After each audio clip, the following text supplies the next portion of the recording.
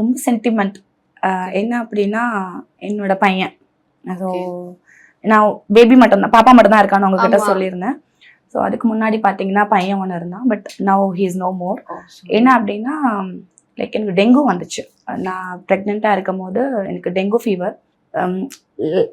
Most வந்து எல்லாத்துக்குமே அந்த அபார்ட் அப்படிங்கிறது நிறைய பீப்புள்ஸ்க்கு நார்மல் தான். பட் எனக்கு வந்து என்னன்னா டெலிவரிக்கு அந்த 7 days தான் இருந்துச்சு. டெலிவரிக்கு கரெக்டாக 7 days இருக்க போகும்போது எனக்கு டெங்கு ஃபீவர் எஃபெக்ட் ஆயிடுச்சு. அதுக்கு முன்னாடி டாக்டர்கிட்ட போயிட்டு கேட்போம், எனக்கு இச்சிங்ஸ் இருக்கு. பார்த்தீங்கன்னா தீபாவளிக்கு எல்லாரும் பட்டாசு வெடிச்சிட்டு இருப்பாங்க ஃபேமிலியில். நான் மட்டும் சீப்பு போட்டு நாக்கெல்லாம் சொரிஞ்சிட்டு இருப்பேன். ஸோ அந்த அளவுக்கு என்னன்னா எனக்கு பிளட்ல ஸ்ப்ரெட் ஆயிடுச்சு. ஸோ அதை நான் சொன்னாலும் டாக்டர் வந்து அக்செப்ட் பண்ணிக்கல. என்னன்னா அவங்களுக்குமே அந்த டெங்கு அப்படிங்கிறது வந்து தெரியல. ஸோ அப்போ நான் போயிட்டு சொல்றேன், எனக்கு ரொம்ப உடம்பெல்லாம் பிச்சுக்குது அப்படின்னு சொல்லிட்டு. அப்போ டாக்டர் கேட்டாங்க. நான் டாக்டர்கிட்ட சும்மா அவங்க என்ன சொல்றாங்கன்னா, இல்லைம்மா குழந்தைக்கு வந்து நிறைய முடி இருக்கு, அதனால தான் அப்படின்னாங்க. ஸோ நம்மளும் என்ன பண்ணுவோம், ஓகே அப்படிதான் போல அப்படின்னு டாக்டரே சொல்றா.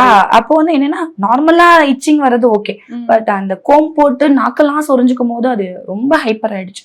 ஸோ அந்த பீரியட் வந்து என்ன ஆயிடுச்சுன்னா எல்லாம் ரொம்ப முத்தி போய் ஒன்று வரும்னு சொல்லுவாங்கல்ல.